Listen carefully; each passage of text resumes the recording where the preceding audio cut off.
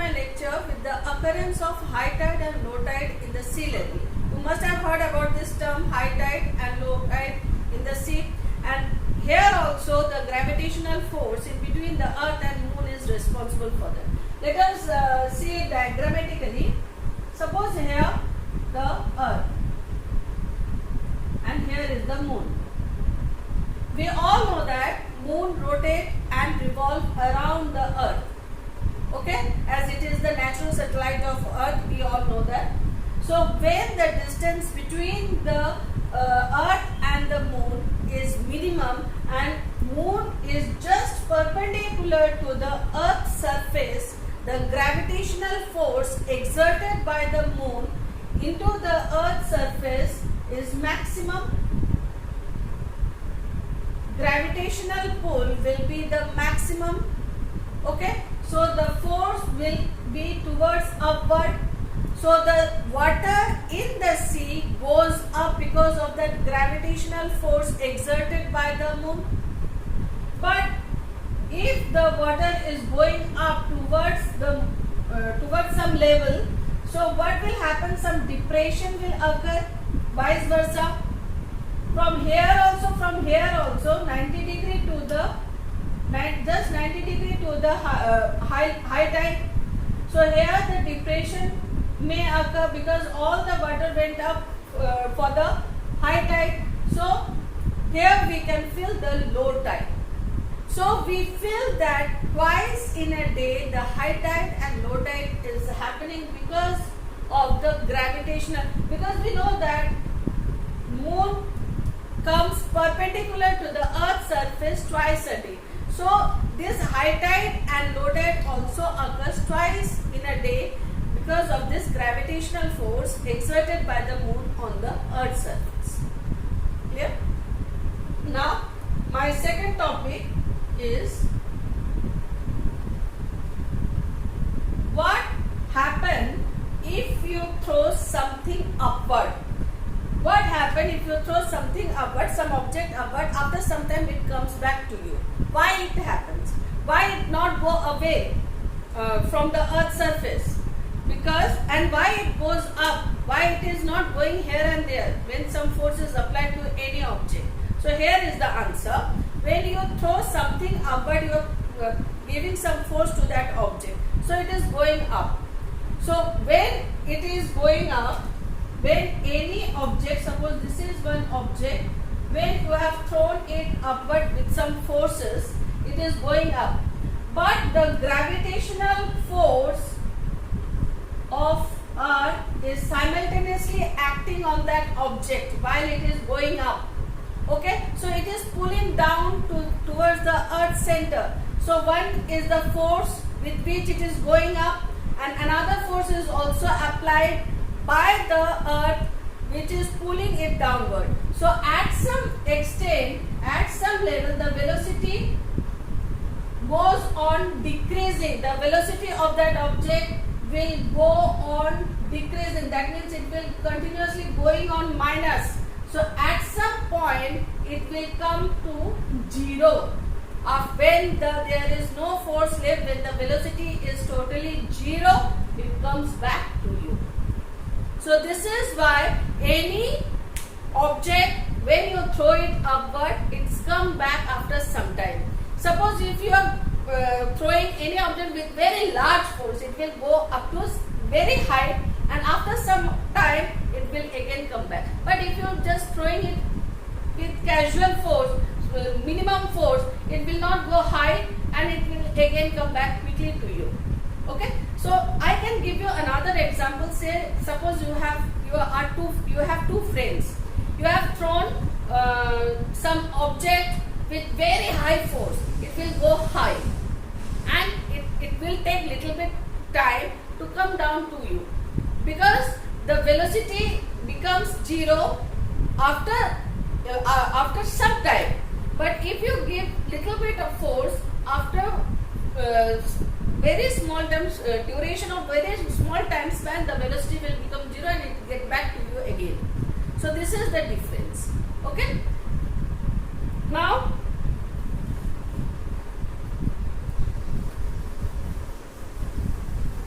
next topic is gravitational pull, acceleration due to gravitation. Acceleration due to gravitation.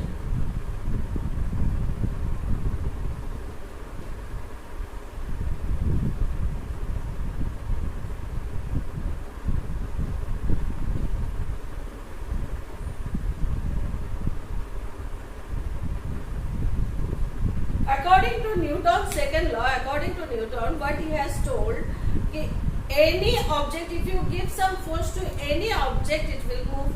That means, suppose if you are pushing something, that means you are giving some force to that. So when you are giving some force to any object, that will obviously move.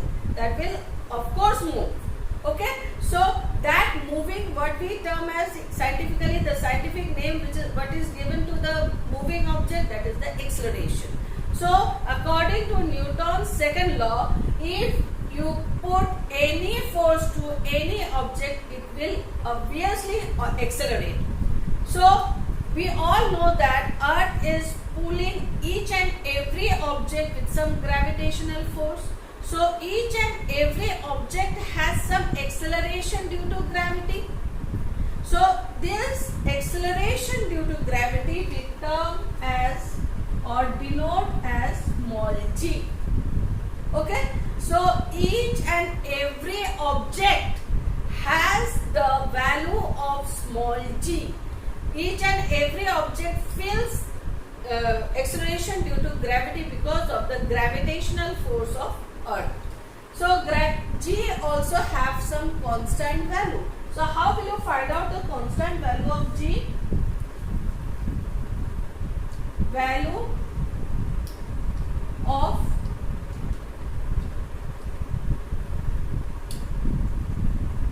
g. How will you find out? So we all know that force of gravitation is equal to g m small m upon r square, where g is the universal gravitational constant which has its value 6.67 into 10 to the power minus 11. Mass, here we will take the mass of Earth, and this is the mass of any object which is being pulled by the Earth. And this is the radius of Earth, which is also constant. So we all know that F is equal to mg, mass into gravity. So in place of F, I can write mg is equal to g m upon r square. In place of F, I can write, so g is equal to g m r square into m. Cross multiplication, I can cut m. So g is equal to g m r square. This is the formula which we get to find out the value of small g, that is acceleration due to gravity.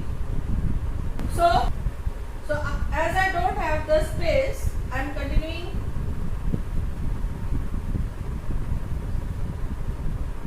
G is equal to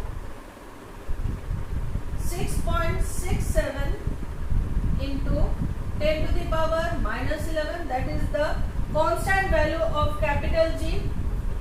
Mass of Earth is 6 into 10 to the power 24, which is also constant, and the radius square 6.4 into 10 to the power 6.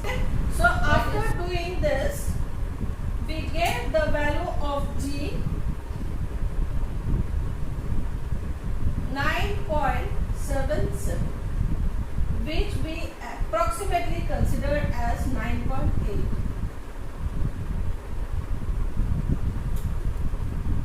Got it? So this is the derivation for the value of small g, that is the acceleration of gravity. Clear? If you find any doubt, you can write in the comment box. I will clear your doubt. The value of small g, that is the acceleration due to gravity, just now I found how much? 9.77, that is approximately 9.8 after the formulation and the calculation. So here we will see whether this value of g is similar in everywhere in the earth's surface. Answer is no. Why? Because first we will see the shape of the earth is not properly circular, it is elliptical. So it is more or less like this. The shape of the earth is more or less elliptical, not completely circular. So because of which the equator is somewhat bulger at the center. It is bulger at the center and taper towards the pole. It is tapered towards the pole. Another we will find the radius from the pole. Suppose this is north pole and this is south pole. The radius from the center towards the pole is much smaller than the equator. So because of this, towards the pole, the gravitational pull is, or the value of g is highest, because we know that g is inversely proportional to the radius. As g is inversely proportional, just now I calculated and found the formula. What formula I found? Gm, that is the gravitational constant and the mass of the earth. So from here we can find it is inversely proportional to the radius.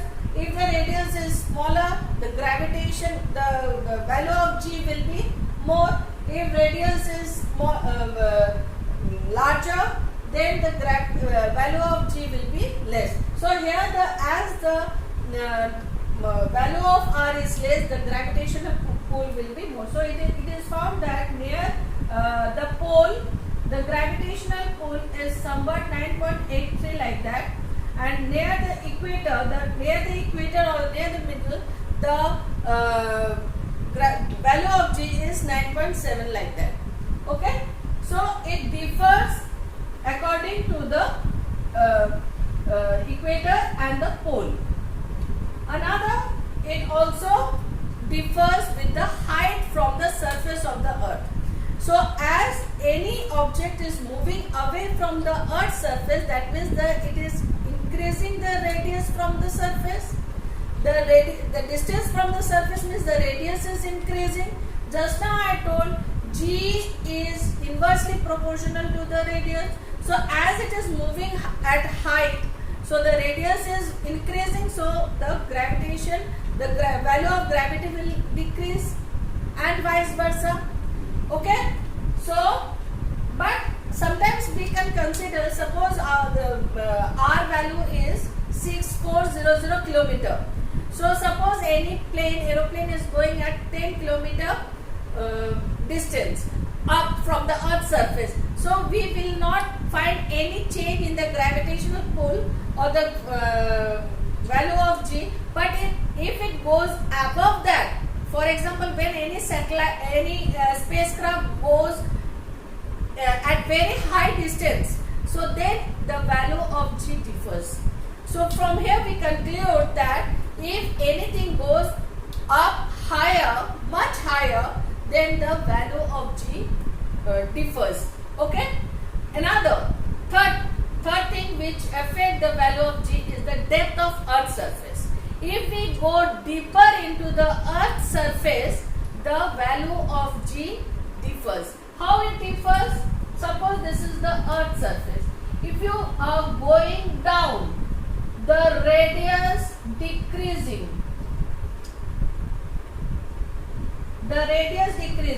What formula we found? G is equal to Gm r square.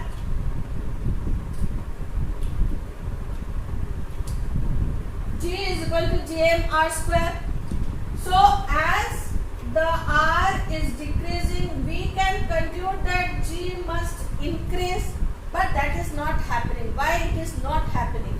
Because as we go down deeper, the mass of Earth also playing a big role. The mass of Earth is also decreasing as we are going deeper. Okay, so mass of also affecting and radius is also affecting. Because of this effect of this two, mass and radius, the G value decreases.